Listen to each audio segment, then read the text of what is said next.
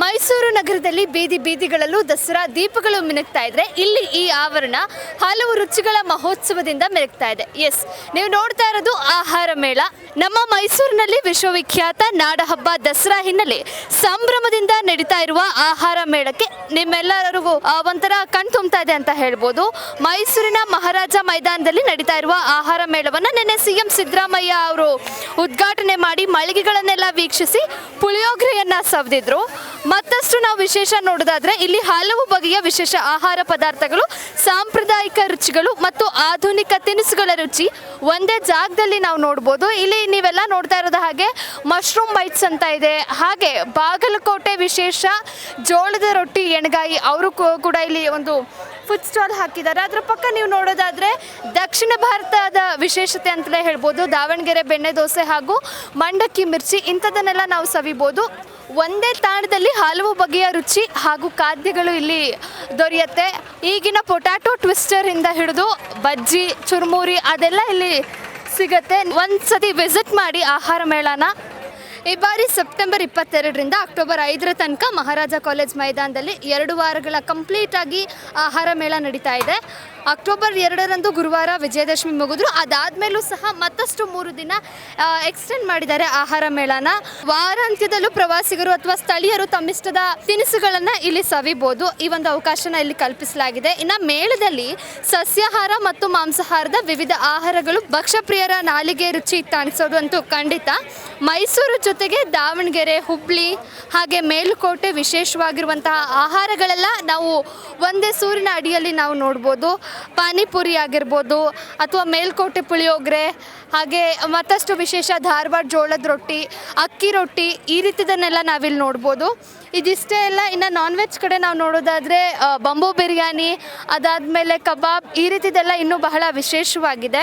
ಸಸ್ಯಾಹಾರ ಹಾಗೂ ಮಾಂಸಾಹಾರ ವಿಭಾಗಗಳು ಇಲ್ಲಿ ಪ್ರತ್ಯೇಕವಾಗಿ ಮಾಡಿದ್ದಾರೆ. ಈ ಕಡೆ ವೆಜ್ ಇದ್ದರೆ ಈ ಕಡೆ ಕಂಪ್ಲೀಟಾಗಿ ನಾನ್ ವೆಜ್ ಇರುತ್ತೆ. ಜೊತೆಗೆ ಕುಡಿಯೋ ನೀರು ಮತ್ತು ತಾತ್ಕಾಲಿಕವಾಗಿ ಶೌಚಾಲಯದ ಫೆಸಿಲಿಟೀಸ್ ಕೂಡ ಇಲ್ಲಿ ಮಾಡಿದ್ದಾರೆ.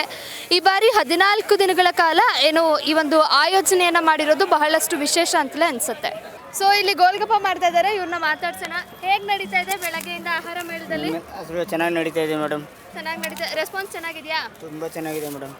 ನಿಮ್ಗೆ ಏನು ಅನಿಸ್ತಿದೆ ಆಹಾರ ಮೇಳ? ತುಂಬ ಚೆನ್ನಾಗಿದೆ ಮೇಡಮ್. ಇಲ್ಲೂ ನಮ್ಮ ಅಂಗಡಿನ ಹಾಕಿದೆ ಗುಪ್ತಾ ಚಾಟ್ಸ್. ಏನೇನು ಸಿಗುತ್ತೆ ಅಲ್ಲಿ? ವಡಾಪಾವ್, ಪಾವ್ ಭಾಜಿ, ದಹಿ ಕಚೋರಿ, ಪಾವ್ ಭಾಜಿ, ಸುಮಾರು ಐಟಮ್ ಇದೆ, ಮೋಮೋಸು. ನಮಸ್ತೆ ಎಲ್ಲರಿಗೂ. ನಾಡ ಹಬ್ಬ ದಸರಾ, ಮೈಸೂರು ದಸರಾ ಅಂದರೆ ಎಲ್ಲರಿಗೂ ಗೊತ್ತೈತೆ. ಇಡೀ ಕರ್ನಾಟಕದ ಜನ ಎಲ್ಲ ಬರ್ತಾರೆ. ಅದರಲ್ಲಿ ಮೈಸೂರಿನ ಮಹಾರಾಜ ಗ್ರೌಂಡಲ್ಲಿ ಆಹಾರ ಮೇಳ ಅಂತ ನಡೀತಾ ಇದೆ. ಅದರಲ್ಲಿ ನಮ್ಮದು ಒಂದು ಸ್ಟಾಲ್ 112 ನೆಮ್ಮದಿ ಊಟ ಅಂತ, ನೆಮ್ಮದಿಯಾಗಿ ಊಟ ಮಾಡಬೇಕು ಎಲ್ಲರೂ ಅನ್ನೋ ಕಾನ್ಸೆಪ್ಟಲ್ಲಿ ಮಾಡಿದ್ದೀವಿ. ನಮ್ಮಲ್ಲಿ mutton biryani, chicken chops, mutton chops, fish fry, kebab ಎಲ್ಲ ಸಿಗುತ್ತೆ. ಹಾಗೆ ಸ್ವೀಟ್ಸ್ ಇದೆ, ಕ್ಯಾರೆಟ್ ಹಲ್ವಾ, ದಮ್ ರೂಟು, 7 ಕಪ್ಸ್ ಇದೆ. ಹೌದು ಮ್ಯಾಮ್. ಇಲ್ಲ ಮ್ಯಾಮ್, ಆ್ಯಕ್ಚುಲಿ ಊಟ ಮಾಡೋದು ನೆಮ್ಮದಿಯಾಗಿ ಆಗಿಲ್ಲ, ಊಟ ನೆಮ್ಮದಿಗೆ, ಅದಕ್ಕೋಸ್ಕರ ನೆಮ್ಮದಿಯಾಗಿ ಊಟ ಮಾಡ್ಬೇಕು ಮ್ಯಾಮ್. ಹೌದು ಮ್ಯಾಮ್, ಖಂಡಿತ.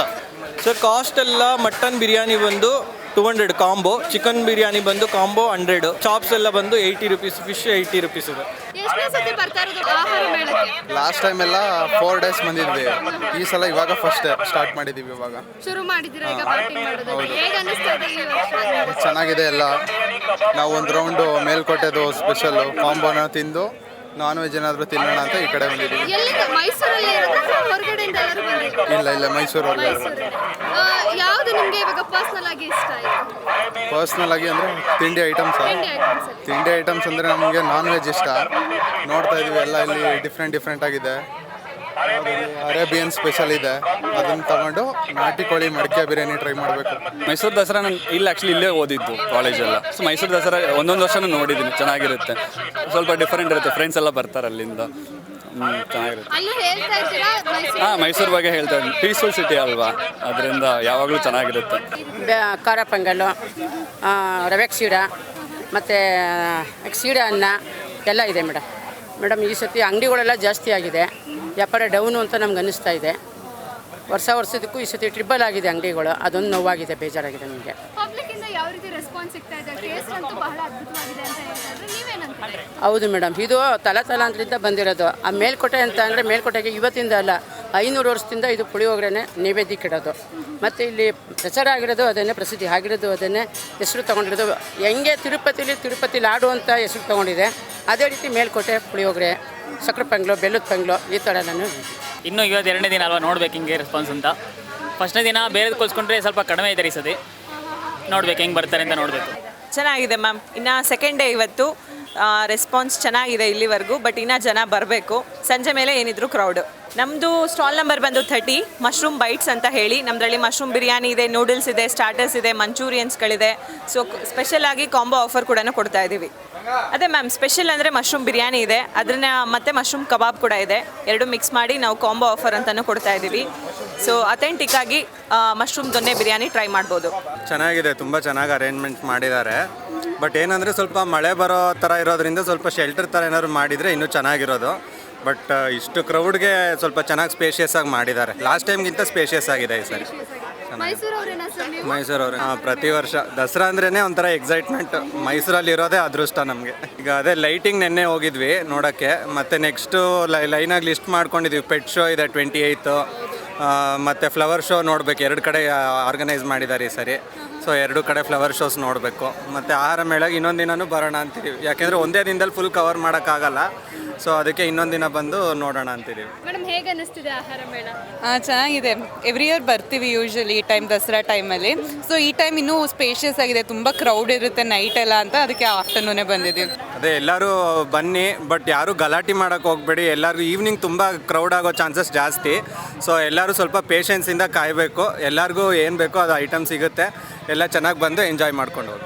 ಮೈಸೂರು ದಸರಾ ಅಂದರೆ ಕೇವಲ ಜಂಬೂ ಸವಾರಿ, ಸಾಂಸ್ಕೃತಿಕ ಕಾರ್ಯಕ್ರಮ, ದೀಪಾಲಂಕಾರ ಇಷ್ಟೇ ಅಲ್ಲ. ಆಹಾರ ಮೇಳದಲ್ಲಿ ಒಂದು ರುಚಿಗಳನ್ನು ಸವಿಯುವಂಥದ್ದನ್ನು ಕೂಡ ಹಬ್ಬ ಅಂತ ಕರಿತೀವಿ. ನೀವು ಸಹ ಕುಟುಂಬ ಸಮೇತರಾಗಿ ಬನ್ನಿ. ಆಹಾರ ಮೇಳ ಹೇಗಿತ್ತು ಅಂತ ನೀವು ಸಹ ಎಕ್ಸ್ಪ್ಲೋರ್ ಮಾಡಿ. ಕ್ಯಾಮ್ರಾಮನ್ ನಂದೀಶ್ ಜೊತೆ ಅನನ್ಯ ಗೋಪಿನಾಥ್, ಇಂಡಿಯನ್ ಟಿವಿ, ಮೈಸೂರು.